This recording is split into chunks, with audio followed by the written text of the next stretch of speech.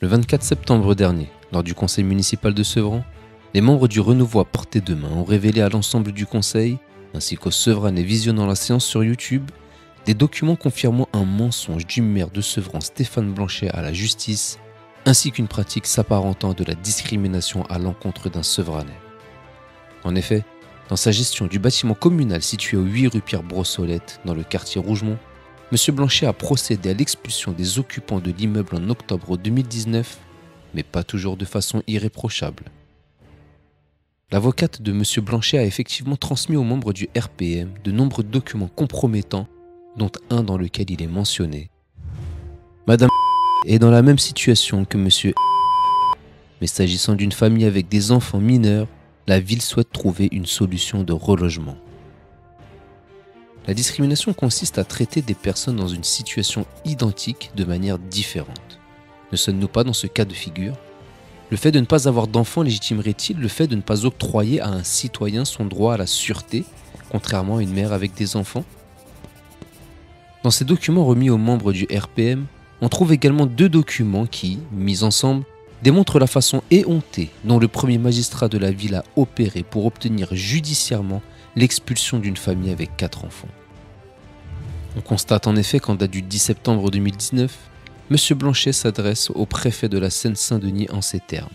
« Monsieur le préfet, je souhaite attirer votre attention sur la situation d'un immeuble communal situé au 8 rue Pierre Brossolette à Sevran. Aujourd'hui, la ville est en train de reloger les 2 ayants droit restants et elle a engagé des procédures d'expulsion à l'encontre de 2 occupants dont les titres de location ont expiré.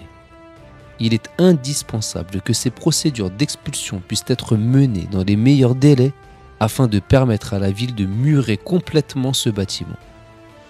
M. Blanchet affirme donc bien sa volonté d'expulser le reste des occupants de l'immeuble pour le murer. Néanmoins, le 11 octobre 2019, soit 1 mois plus tard, M. Blanchet assigne une famille au tribunal administratif de Montreuil en référé en vue d'obtenir rapidement son expulsion de l'immeuble, bien qu'elle possède 4 enfants. Dans les conclusions qu'il transmet au juge des référés, on peut lire « En l'espèce, l'urgence se matérialise dans un premier temps par la nécessité d'assurer le bon fonctionnement du service public de l'enseignement, le logement devant être libéré et rester disponible si un autre enseignant en activité venait à faire la demande d'un logement auprès de la ville, la prochaine rentrée scolaire approchant. Il est donc urgent de faire libérer ce logement et d'ordonner l'expulsion de Madame.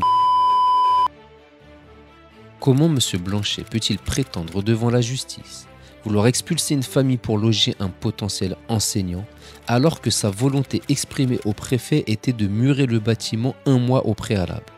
Ceci n'est-il pas un mensonge?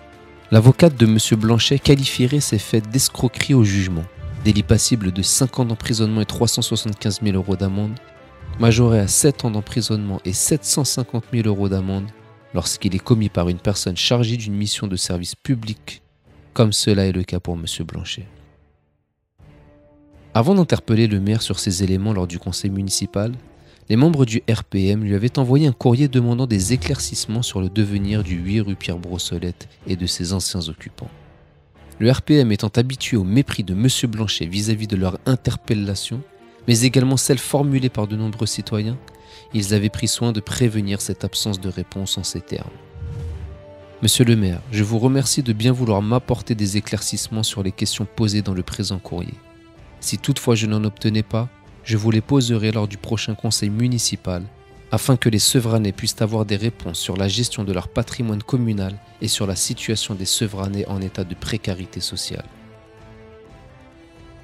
Ces révélations auraient dû susciter l'indignation des conseillers municipaux, mais aucun ne s'est manifesté, laissant leur silence faire office de consentement à ces pratiques.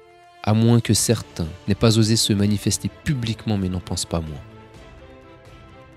M. Blanchet a premièrement apporté une réponse hors sujet sur cette interpellation en disant notamment « Nous avons été ensemble au tribunal jeudi dernier et nous attendrons le jugement qui sera délibéré par le tribunal au mois de novembre prochain.